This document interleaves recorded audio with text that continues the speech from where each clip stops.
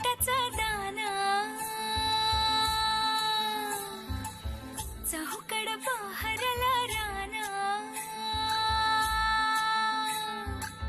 पाटामध्ये झुळू झुळू पाणी